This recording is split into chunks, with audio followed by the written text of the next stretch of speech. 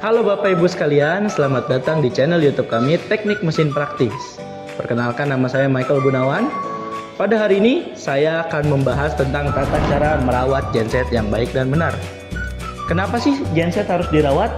Nah, genset ini harus tetap mendapatkan perawatan walaupun tidak digunakan, agar jika Bapak Ibu ingin gunakan di suatu hari atau di suatu waktu saat listrik tidak ada, maka genset Bapak Ibu siap untuk digunakan. Untuk perawatan genset sendiri dibagi menjadi beberapa bagian. Yang pertama adalah perawatan hariannya. Untuk perawatan harian sendiri untuk genset tergolong cukup mudah.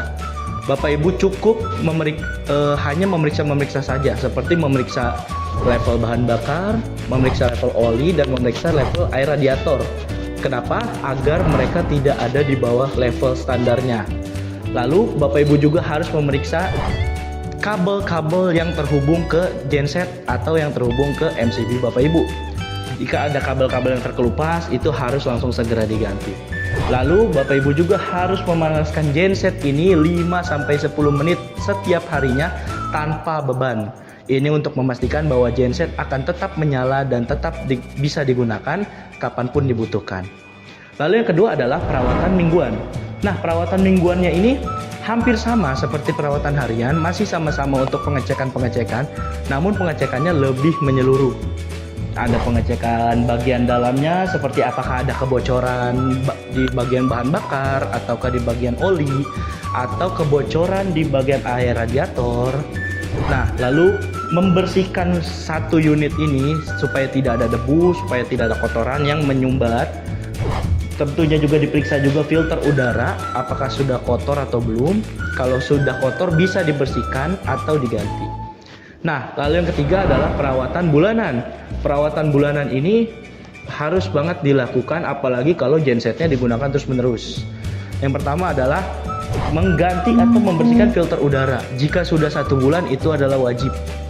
Nah, lalu yang kedua adalah mengganti oli. Nah, untuk ganti oli ini sebenarnya kita tidak bisa patok bulanan ya, karena untuk penggantian oli itu ada di angka 250 hingga 500 jam penggunaan. Nah, lalu saat penggantian oli, penggantian filter oli pun wajib dilakukan. Lalu yang ketiga adalah pemeriksaan filter bahan bakar. Filter bahan bakarnya diperiksa, apabila sudah kotor, jika bisa dibersihkan maka Bapak Ibu bisa bersihkan. Namun jika tidak bisa dibersihkan, maka Bapak Ibu bisa memilih untuk menggantinya.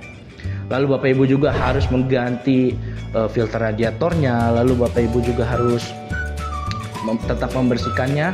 Nah, itu untuk perawatan bulanan. Lalu untuk perawatan tahunannya, perawatan tahunannya ini cukup kompleks. Jika Bapak Ibu tidak terlalu mengerti, maka Bapak Ibu bisa menyewa teknisi yang profesional.